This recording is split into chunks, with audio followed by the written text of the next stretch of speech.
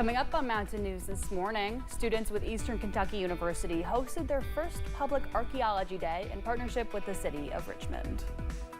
And police in Ohio are warning you to keep your windows up in the car after a cicada flew through an open window, causing a crash. Dedicated to Eastern and Southern Kentucky, this is WYMT Mountain News this morning.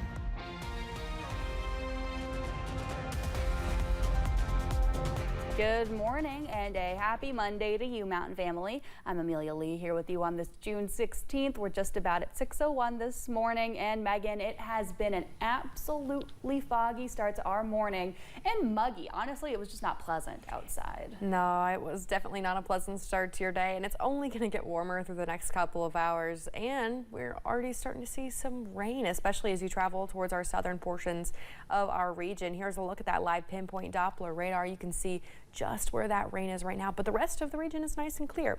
Taking a closer look towards Whitley County, you can see where the heaviest of that rain is, kind of on that border between McCreary and Whitley County, seeing 2 lightning counts with this little pop-up shower. Here's a look at the visibility across the area, and again, it is a foggy start to your day, so make sure you're driving slow if you're heading out. Current temperature is sitting in the upper 60s and low 70s this afternoon. Well, we'll be looking at temperatures in the low to mid 80s. Amelia. A Pulaski County man is accused of trying to kill state troopers during a barricade. The Kentucky State Police Special Response Team was at the scene on East Mount Vernon Street for hours. They responded around 7:45 last night to John Woody, who barricaded himself in his home. They evacuated everyone in that area, but troopers say the special response team finally got into Woody's home through a window. That's when they say he started firing. No one was hurt. Woody charged with multiple counts of attempted murder of an officer and wanton endangerment. 2 people are dead after a crash involving a church bus. Frankfort police say they were called to the crash near Seminole Trail just before 11 yesterday morning. Kentucky State Police say the van was heading west on East Main Street in Frankfort when it hit a telephone pole. Troopers say 76-year-old Carolyn Jackson was ejected from the van and then pronounced dead at the scene. 81-year-old James Jackson was taken to the hospital where he later died. The man is in custody after a shooting in Georgetown. Officers say they found a vehicle which was hit by gunfire. No one was hurt, and officials don't think there's a larger threat to the community. Police are asking anybody who lives in that area to review their home security cameras while they investigate.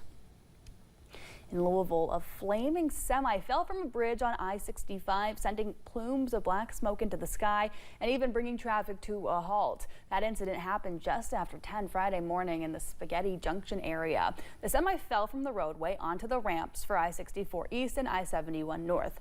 Louisville Fire Department officials say the driver reportedly jumped out of the semi while it was dangling and before it fell over. It's not accurate exactly how. There were reports that he jumped out once they were dangling over. He was able to get out and get away from the semi-truck, and then the semi-truck came down just on the outside of I-64, I-71 North. Officials say the driver received minor injuries to his legs from that jump. A child was arrested after an incident at the London Walmart last week. London police say they arrested the minor before taking him to the Breathitt County Regional Juvenile Detention Center. They say the minor was charged with strangulation and assault. Police say more charges and arrests could be on the way. A man indicted for murder in Pulaski County appeared in court Thursday. An indictment says Ralph Lettner intentionally caused the death of his wife back in April. Officials arrested Lettner after they say they found her with a gunshot wound. Deputies say a neighbor told them Lettner came to their house admitting to killing her. A pretrial hearing was set for September 11th. A man in Pulaski County faces charges after police say he stole a side-by-side from a self-storage facility in Somerset. Police responded to that incident early last week. They say they got video of Dalton Hooling riding a bicycle through the property of that facility. They say he later laid his bike down before he got into the UTV.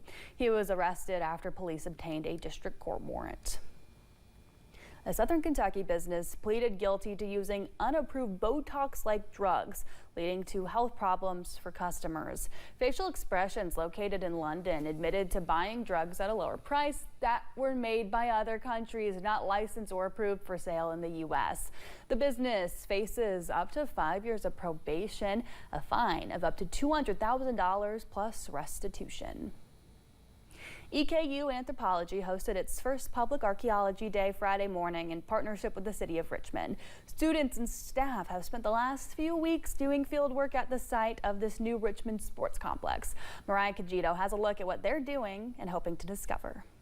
Every 2 years, EKU Anthropology offers field school that takes place in the summer. Students get to investigate various archaeological sites.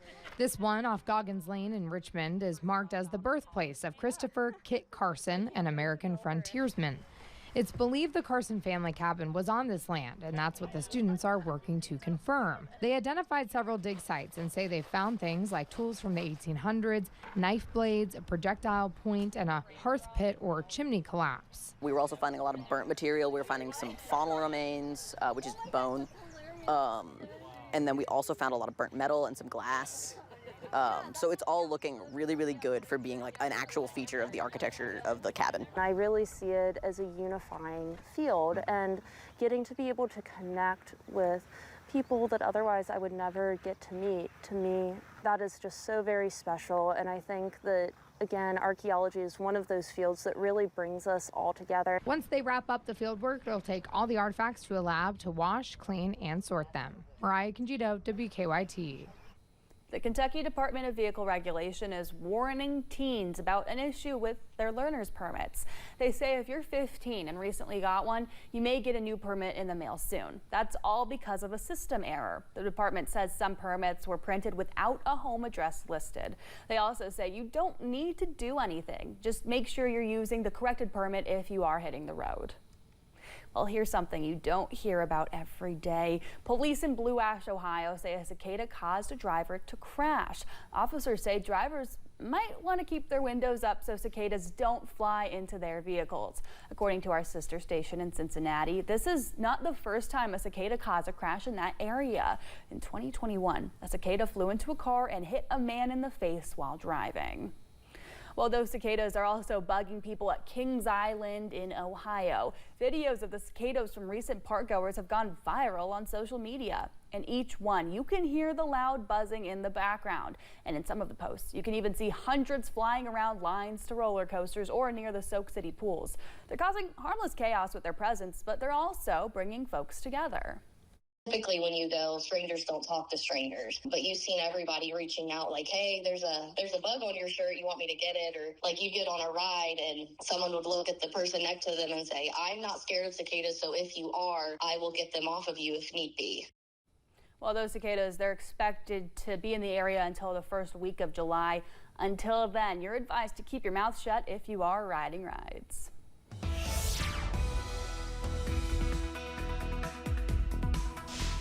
We're off to a warm and muggy start to your day. Still seeing that fog across most of the region. Temperatures sitting in the 60s and 70s. Here's a look what you can expect as you're heading out the door. Warmest temperatures right now, 71 degrees in Prestonsburg. This afternoon, well, we're looking at the low to mid 80s.